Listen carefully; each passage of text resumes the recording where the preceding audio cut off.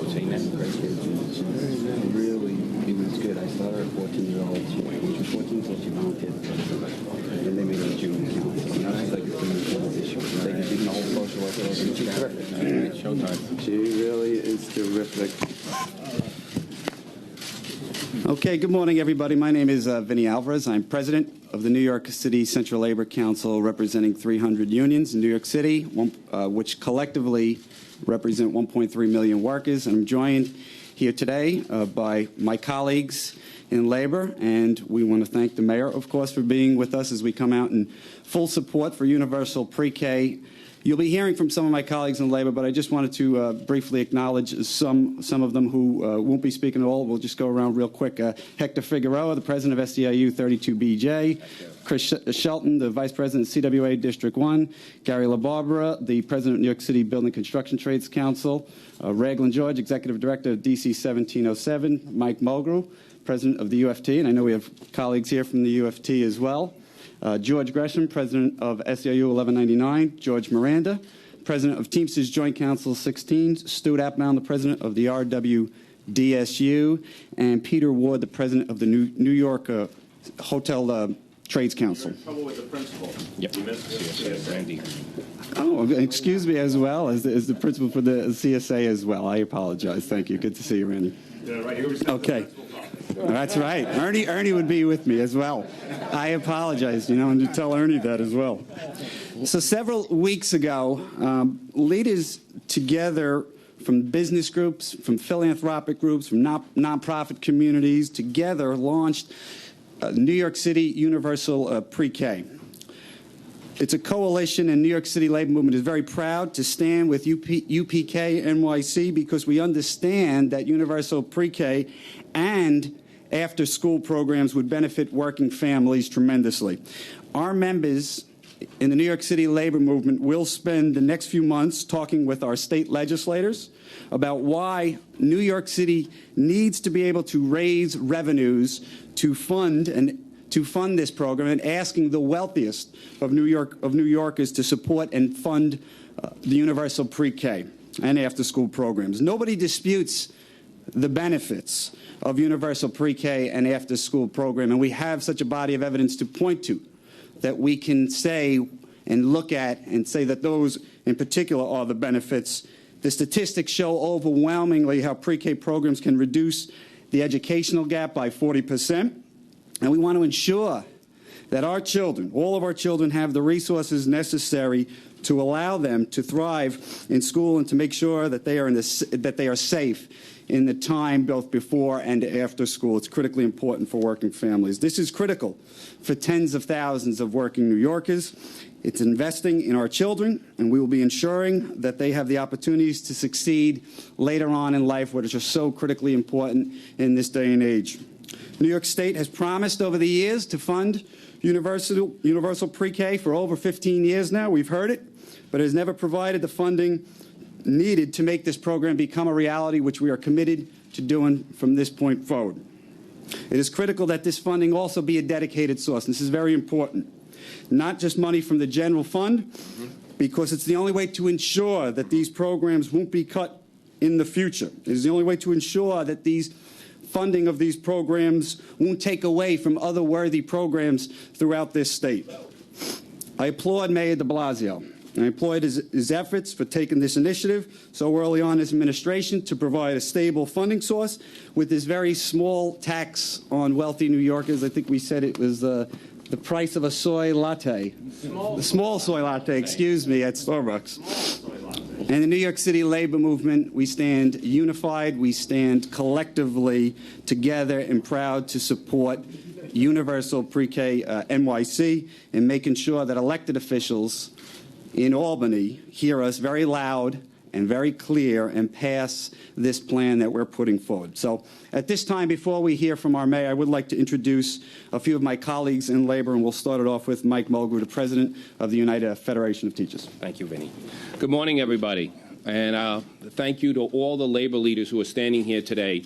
That myself as an educator, my good friend from CSA, the UFT officers here, those of us who have taught in New York City schools, those of us who teach anywhere, have always heard about the promise of all-day pre-K. We've heard about it for generations, and we think we are at a moment in time where we can actually finally get it done. There is no dispute about the benefits of this program. There is no dispute amongst educators, amongst parents, or amongst politicians. And I want to thank Mayor de Blasio for taking this issue that we've heard about for generations and say it's not just about a talking point. We need to get it done because we're talking about affecting tens of thousands of children's lives in a positive way every single year. And this is going to be a big political lift, but it's a lift you're seeing. Labor is standing here saying we need to get this done. We need an additional revenue source and a dedicated funding line so that once the families of New York City have access to all-day pre-K, that access remains forever. Because we do know, as everyone says, education is so important to our economy. Education is so important to a child. We know this one single fact that no one can dispute. A child who is in all-day pre-K will have a better outcome than children who do not. So if we all understand that fact is truth, then we need to get this done. And I can't thank these labor leaders again for standing here saying we need to get it done. This is labor saying we are here to help all of the families of New York City. And thank Mayor de Blasio again for his great leadership on this issue. Thank you all. Thank you, Michael. And thank you, Michael. I'd like to call Peter Ward, the president of the New York Hotel Trades Council. Thank you, Vin. Good morning. I represent 30,000 unionized hotel workers. They live in New York City, primarily, and their children go to public schools. The studies are in, the facts are clear. Universal pre-K is a no-brainer. And so, as a union leader, I want this to happen so that my members, who work so hard, who get up early, who come into this city and cook and clean and take care of guests, who provide the underpinning to a giant economic engine for New York City and New York State, I want them to have an opportunity to give their children a better life. As a lifelong New Yorker, I want to say that I want this to happen too. I remember going to kindergarten in a place very much like this in the Nostrand housing projects in Brooklyn. And I remember as a kid playing at an after-school center in 278, the junior high school at Marine Park. And that after-school center has been closed for decades now. And it was a great place. It was a place where we could go in a supervised environment and have safety, get tutoring, play ball, go into shop classes, do all kinds of great things, and get off the street. Without dedicated funding, things like that disappear. And we don't want that to happen. So it's imperative that we have a tax that's dedicated to the proposition of universal pre-K and after-school centers. Now, in my opinion, taxes basically reflect the values that we have. And so what we're going to be saying, all of us here, myself included, to our legislators in Albany, is pass a law that creates a tax that reflects our collective values, that children go first, that education is the single most important factor to eliminate income disparity. Thank you. Thank you, Peter. From the Retail Wholesale Department Store Union, Stuart Applebaum.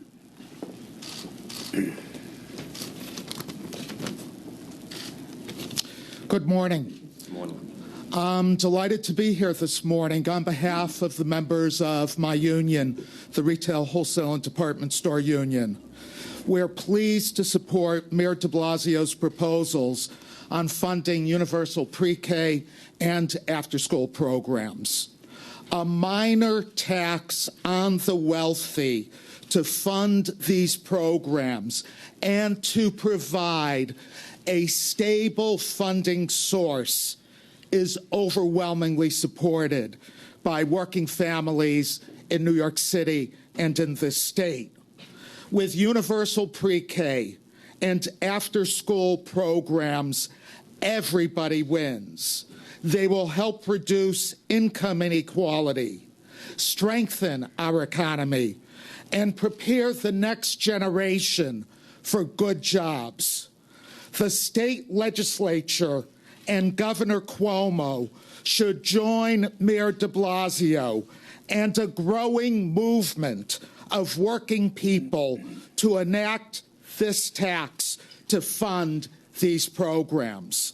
The children of countless low-wage and middle-class workers will benefit tremendously from this progressive and pragmatic proposal. Many people refer to Mayor de Blasio's agenda as progressive. It is, but it is also more than that. It is pragmatic. It's the only agenda which makes sense for this city at this time, and the members of the RWDSU urge our elected officials to support Mayor de Blasio and this proposal. Thank you. Thank you, Stuart.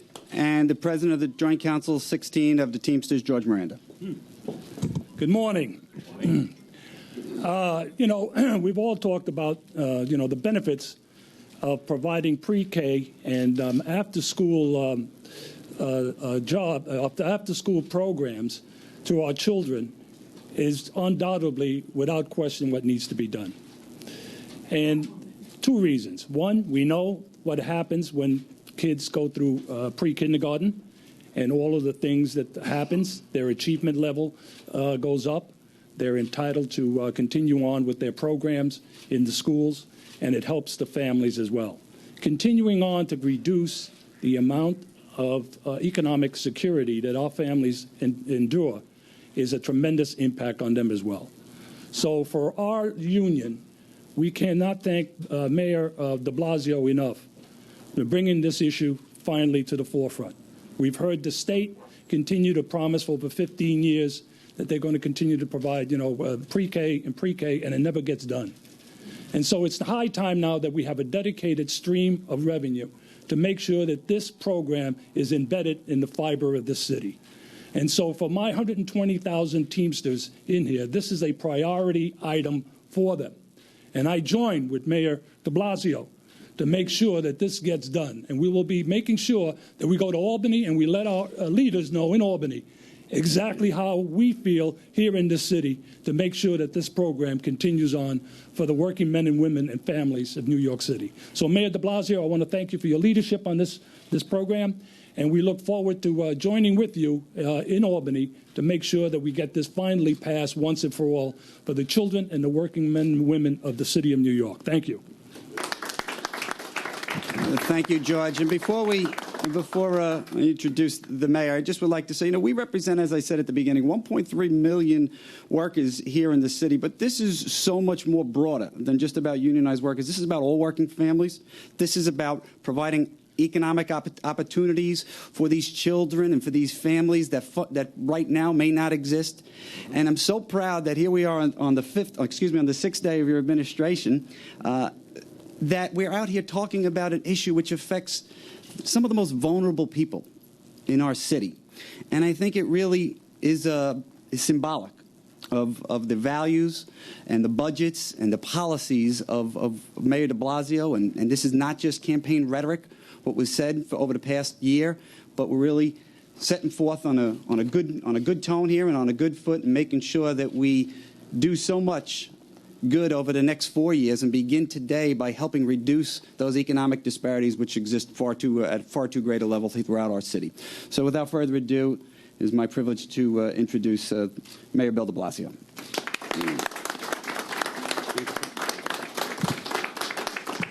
Thank you so much, Vinny, and thank you for your extraordinary leadership of the labor movement of this city. Thank you to this all-star team of labor leaders here. And I want to talk about, in a moment, what it means to have this extraordinary assemblage. This is not something you see every day, and there's a reason why there's such unity and purposefulness. But let me just say a couple other things before I get to that. First of all, happy Three Kings Day, everybody. We're in a place where, part of our city where this is a very, very important day, and I want to wish a very happy Three Kings Day to all. But you know, I never tell a lie. Hector's going to help me with my exact phrasing. What is the salutation today? Feliz Día de Reyes Magos. Feliz Días de Reyes Magos. Muchas gracias. Now, I want to thank the Union Settlement Association. You know, the settlement movement, I spoke about at one of our previous press conferences. The settlement movement changed the face of the city over the last 100 years and more. And we walk in the footsteps of that movement. It was the settlement movement that really helped the people of the city to understand what we had to do for our children, what we had to do for those who were less fortunate, what we had to do to reform our society and make it more fair. It influenced fundamentally the people who became the change agents. I was struck in my never-ending pursuit of knowledge, a story I read for the first time in the book City of Ambition, which is about the relationship between Franklin Roosevelt and Theodore LaGuardia, that some people would ultimately be key figures in the New Deal, like Francis Perkins and Eleanor Roosevelt, knew the settlement movement well, knew the settlement houses. Franklin Roosevelt did not. And so one day, I think it was in 1911, Eleanor Roosevelt set up a date for Franklin Roosevelt to come pick her up and meet her somewhere, and she made sure it was at a settlement house, so he would actually have to experience something that his own personal upbringing had not taught him. And it was, according at least to this rendition, a pivotal moment in his growth and development. So it's an honor to be in a settlement house because so much of the progressive history of this city, this state, this nation came out of this movement. I want to thank the executive director here, David Nocenti, for his excellent work. This particular organization has been open since 1895. Has focused on education, on health and wellness, and community building programs for the people of East Harlem ever since. I'm now going to exhibit math skills. That is 119 years since it's now 2014. That's pretty extraordinary. And this center serves the people of the community from the youngest to the oldest. So here you will find Head Start and pre-K, and you'll also find Meals on Wheels. You'll find the whole range. And that's why this type of organization is so crucial to our city. Now, to the folks assembled here. These individuals, leaders in the New York City labor movement, represent 1.3 million working people. That is roughly 1 in every 18 residents of New York State. That says a lot to begin with. And when you think about their families, and you think about their organization, and you think about their presence in Albany, it speaks volumes. How powerful their voices are. A lot of people up here with me are well-known figures in our city, people who are respected and listened to, important progressive voices as individual leaders. Don't for a moment miss the fact that their memberships alone have a huge impact on the course of things, as they should in a democracy, and then their organizational capacity takes it even further. So when you see the whole cross-section of the labor movement here in common cause, people should recognize this is an important moment and a very unusual moment, and something is going on here that's powerful. And I'll tell you, one of the things you have to understand, I think some of the speakers alluded to this, folks who work all day long to try and create economic fairness, that's what everyone up here does. If I had to summarize their missions in one sentence, their jobs are to create economic fairness. That's what, contracts that guarantee wages and benefits mean. That's what making sure that people have economic stability is all about. That's how the labor movement was created and what it does for our city, state, and nation every single day. But also, every labor union member who has a family, that family has their own needs. Now, a lot of people, despite the best efforts of labor unions, still, they're not getting rich at the jobs they do. So the notion that their kids could get free full-day pre-K and free after school in a lot of hard-working families, that's a huge game changer for those families. And again, it's not just a member. Go to any one of these unions.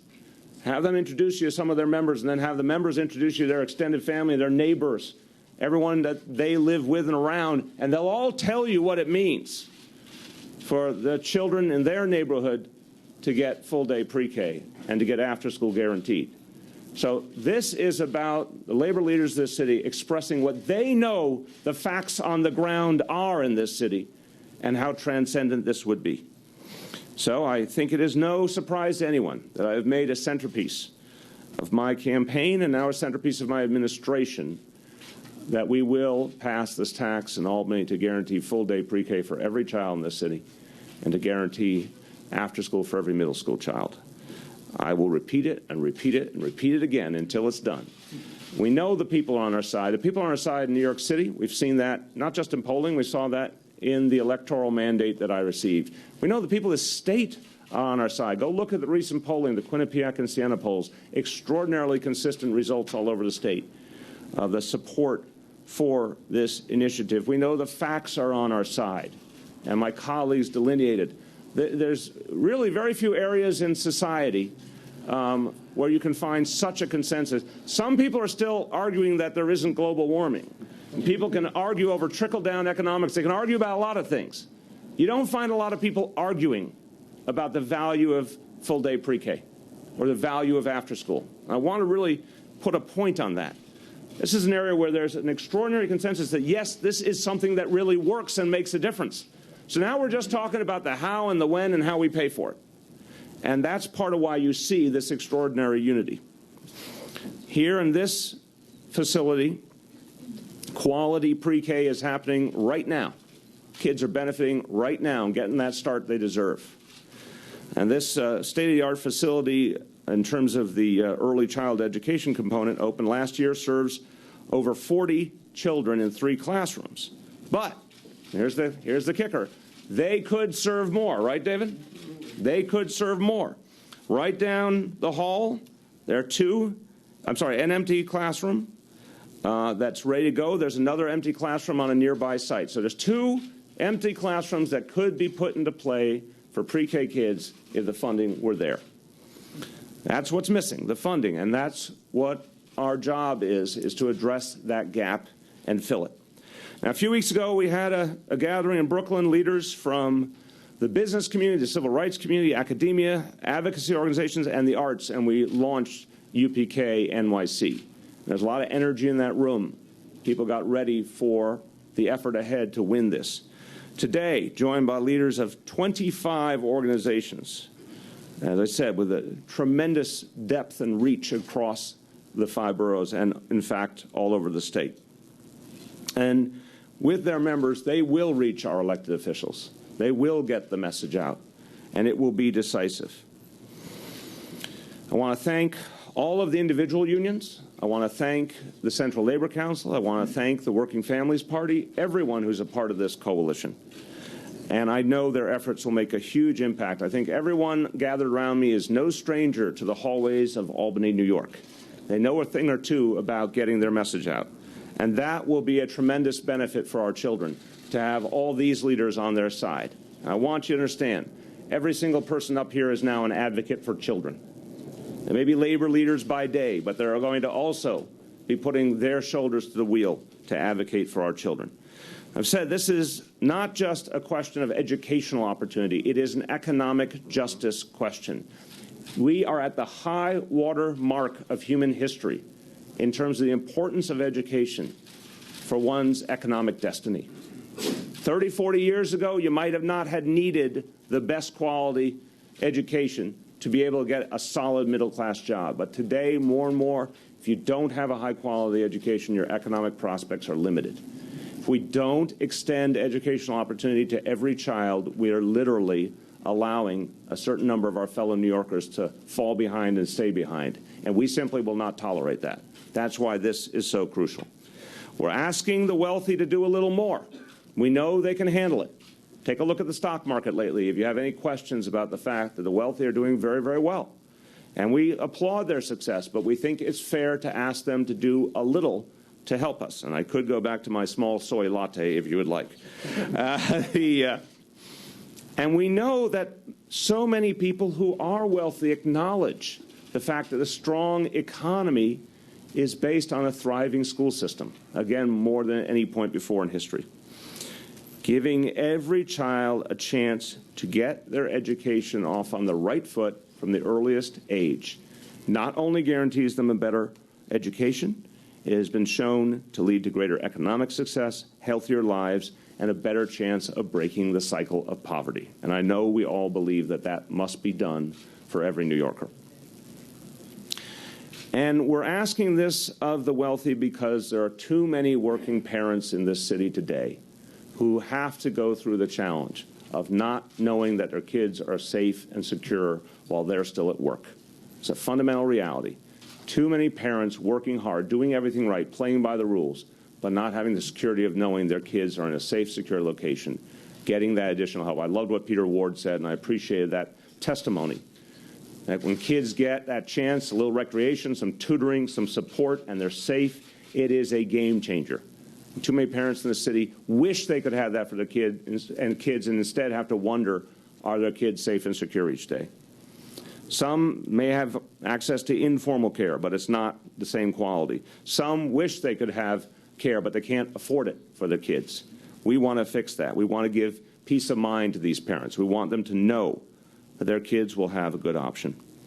So I want to thank the women and men of the labor movement assembled here today. I want to thank them for everything they're going to do to inform and mobilize their members, their 1.3 million members.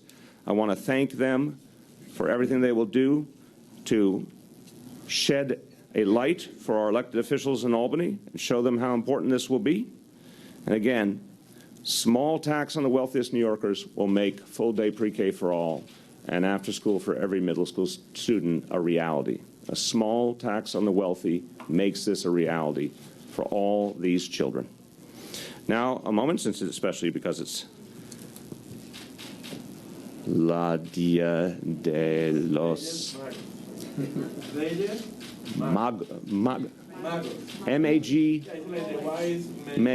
Magi, M-A-G-O-S, Reyes Magos. El Dia de los Reyes Magos. We're going to need that magic. Yes. Entonces, en español.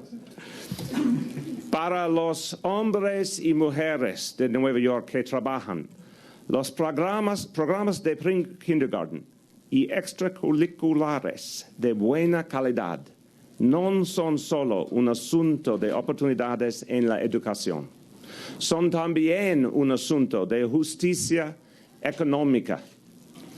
Doy gracias porque hoy los hombres y mujeres del movimiento laboral de Nueva York están asumiendo la labor de ayudar a conseguir un pequeño impuesto a los neoyorquinos más acomodados para hacer realidad el pre-K universal y programas extracurriculares para los estudiantes de intermedia.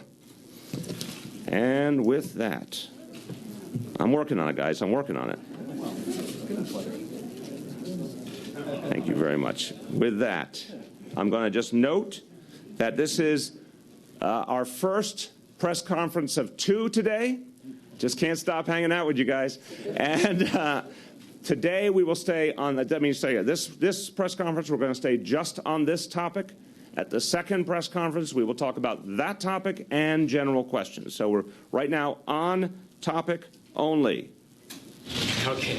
Mr. Mayor, so while you're advocating for... No entiendo. No, that was a joke. That was a joke. Just having a light moment. While you're advocating for a new tax, at the same moment in Albany, Governor Cuomo is giving an announcement with the banner cutting taxes for New Yorkers. Is this the beginning of a face-off between you and the governor in the next few weeks? And was it, because this press conference was supposed to start at 10 o'clock, was it a calculated move in your part to take the podium at 11 o'clock, the time when the governor scheduled his own press conference in Albany? You give us such credit. Thank you. The truth and nothing but the truth is we had hoped to do this a little earlier, not in the day, but in the administration, and then there was a little snow situation. So, no, there's no particular design as you indicate. On the question before us, look, we've said throughout that there is a very clear history. The last 3 mayors went to Albany and asked for the opportunity simply to raise revenue here among our own people, and in fact, in all 3 cases, Albany granted them that chance. And we expect to see continuity. It was the right thing to do for my three predecessors. It's the right thing to do for me and the people of the city of New York right now. That's point one. Second, I respect the governor greatly. Everyone knows I spent 3 years of my life, I had the honor of working for him. I consider him an ally and a friend, and we're going to work together very well. He has a vision for state taxes, and I respect that vision. We're talking about the ability of the people in New York City to tax ourselves. This is about city taxes, not state taxes. It's simply Albany acknowledging our ability and respecting our ability to tax ourselves. So we think with the kind of support we're seeing here and, in fact, around the state, that there will be a groundswell that will lead to the passage of our plan in April. And we respect that the governor is pursuing what he thinks is right in terms of the state budget. Okay, Dave. Mayor, you talk about how much support you have, not just in the city, but statewide for this. Yet then at the same time, Michael and a lot of other people have talked about this is going to be a heavy lift in Albany. So my question is, have you gotten an indication from anyone in Albany, be it Dean Skelos, be other Republicans, or someone through a back channel that says, no, we're opposed to this? So who's against it? Well, I think we've seen universally the governor's comments on the goals, Senator Skelos's comments on the goals, Senator Klein, Senator Stewart Cousins. I think there's actually a very strong consensus that this is a moment in our history where we have to attend to this issue. The governor has spoken passionately in his own presentations on this issue. The President of the United States has said this needs to be a priority. So now we're talking about how to get it done. I don't think anyone is doubting the value of the goal, and I've had cordial and positive discussions with each of those four people. And I want to say that Senator Klein and Senator Stewart Cousins have been outspoken in support of this plan, and both joined me at Gracie Mansion yesterday. Obviously, Speaker Silver has been outspoken in support of this plan. So I think that there's no dichotomy, Dave, between saying we have to mount a very strong effort together, and with all the advocates, the business leaders, everyone supporting us.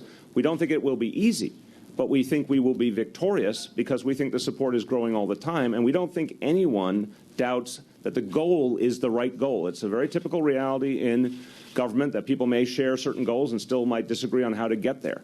Well, we think there's a growing consensus on the goal. We think there's a groundswell growing on the how to get there, and we expect to prevail. Mayor, then who is saying no?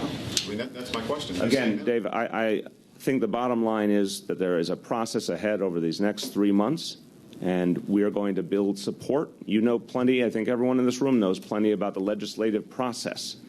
Until everyone agrees to the specifics of our plan, we're not done. But we believe we can build that support. Yes, Jonathan.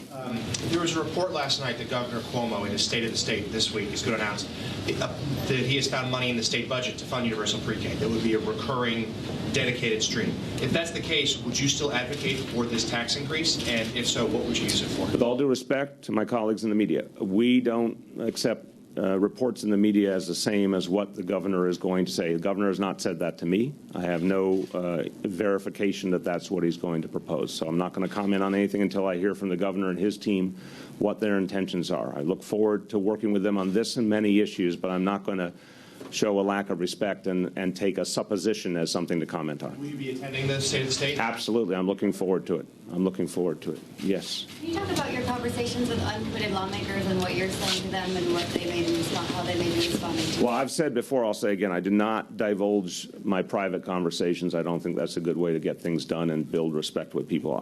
I simply believe in all the conversations I've had with folks who are not yet there that there is a great starting point. No one doubts that full-day pre-K and after school would make a huge difference for our children. And I respect people who might have differences of opinion on the question of taxation, but I remind everyone involved, this is us, New York City residents, asking for the right to make our own decision on this. And I think we deserve that right. I think we deserve that right on many, many fronts. And history suggests that in the past, the legislature has understood that and respected it. Yes. Just following up on Jonathan's question, but if there was funding found in the state budget, general budget for universal pre-K statewide, would you declare victory that universal pre-K is coming here? There's such a focus on the taxing. Yeah, you guys have asked this now. This is probably the 412th time of variation on a theme. I'm going to go over this again. We have a goal. We believe in this goal. We believe it's the right thing to do. We're sticking to this goal. We're not going to bargain against ourselves. We're not going to water down our goal. There's a very specific reason why. This is dedicated funding for 5 years. We don't want to do this year by year. We don't want half measures. We don't want partial funding. We believe that $530 million is what we need each and every year for 5 years. And we believe this is a fair and just way to do it. And if there's other resources available in Albany, I assure you we have plenty of other needs for them in our schools and beyond.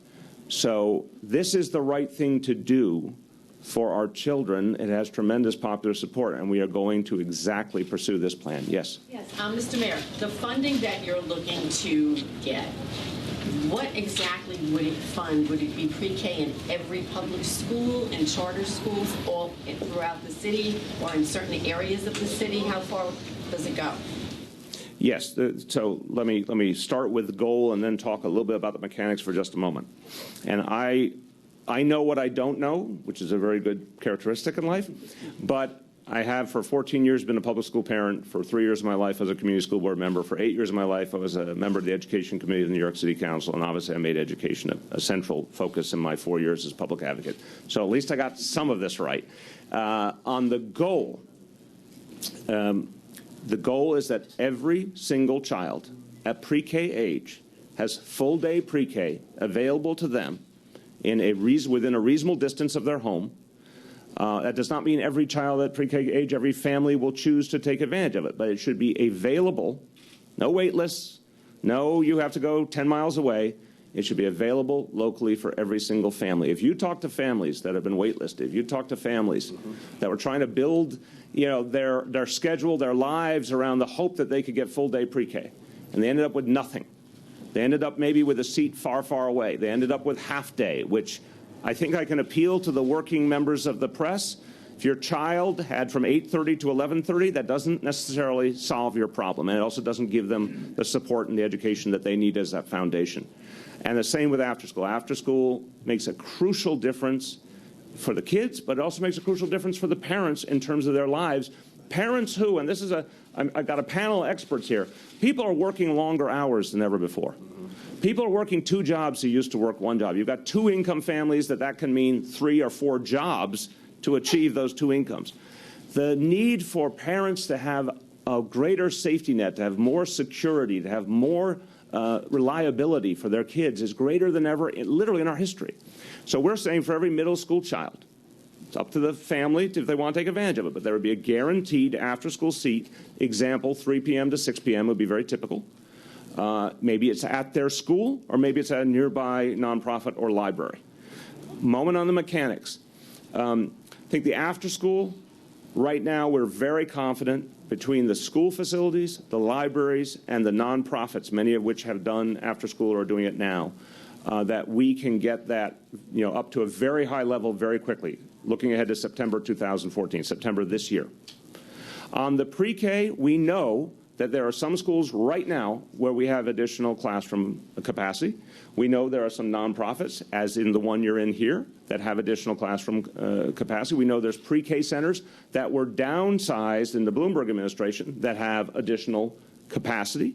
So we are going to take stock of all that and then be able to come back with a very firm number of how many seats that we can make available for year 1. We also know that what it takes to put more seats up is not rocket science. It's leasing, which it could be a former Catholic school building. It could be some other type of building. The conversion is not that difficult. The School Construction Authority is very good at it. We will, in some cases, create new pre-K centers for a neighborhood. I'll use my own neighborhood as an example. If you put a pre-K center near my house, it would serve PS 10, PS 107, PS 39, PS 321, PS 124, could all, within literally half a mile, be served by a single pre-K center, which would also take some pressure off the space in those buildings so they could hopefully use that additional space to help push down class size and do other important things. So we know that the creation of a pre-K center is not magical and mystical. We know exactly how to do it. Some could even be ready for September 2014. I'm sure a number will be ready for September 2015. Our job with our working group is to lay out those exact facts as they develop in the coming weeks. But I'm very confident that a huge percentage of the kids we ultimately hope to serve will be served starting September 2014. Yes? I have just two questions. First, what happens after 5 years when funding goes away? In fact, if you go back, I said this in my original speech on this topic, September 2012. We believe 5 years is enough time to get this fully operational, and we also believe it's fair to ensure after that point that we find additional resources within our existing budget. We think we're going to continually work, we know we're going to continually work for cost savings in our budget. We hope to find, new revenue by more, for example, effective collection of taxes and other methodologies. So the goal going forward is to make sure that this is up and running and full and strong, and then it will no longer be necessary to fund it through taxation. And there is good precedent in this town for that type of model working. The tax gets you started, then you go back to conventional funding mechanisms. And this next question for Mr. Mulgrew. A month ago, you said you were still sort of on the fence. You said, I still need to see some details of Mayor de Blasio's plan before I sign on to it. So what's changed? Have you seen more? Well, my skepticism was coming from what I said earlier. We have heard this as educators for generations. And when I sat down with Mayor de Blasio's staff, their breadth and understanding of the mechanics, the nuts and bolts of this was really what our concern was. And you could tell by what the mayor just said that they really have engaged themselves in a meaningful way and try to not just figure out the funding source, but figure out how to make this work for the entire city. So now that we are very, very not only just comfortable, but we're extremely supportive that we're going to be able to get this done. As long as we all push this plan through, we will be able to make this a reality for all the families in New York City. Michael?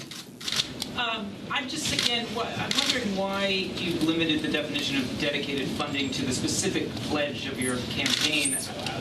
Why would adding more money to the state budget not be seen as sustainable from your perspective? Again, have you ever been in government, Michael?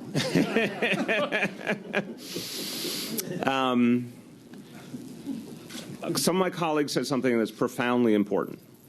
When the budget cuts come, children are often the first to take the hit. The vulnerable take the hit. Look, there's a rich, painful history of this. So when we think about sustained funding, dedicated funding, we think about, first of all, the reliability in terms of planning and performance that comes from having that dedicated funding. But second, we know the history. We know if it is not protected, it will be fought over each and every year. And that's not good. That's not healthy for our children. Again, if the state has additional resources, there are many other appropriate things that need to be addressed and things that New York City has been waiting for a long time. But this is a fair approach. My central supposition here is that we're asking very little of the wealthy. You know, the local tax rate for that, $500,000 up, goes from 3.9% to 4.4% for just 5 years. The soy latte, small soy latte analogy is powerful.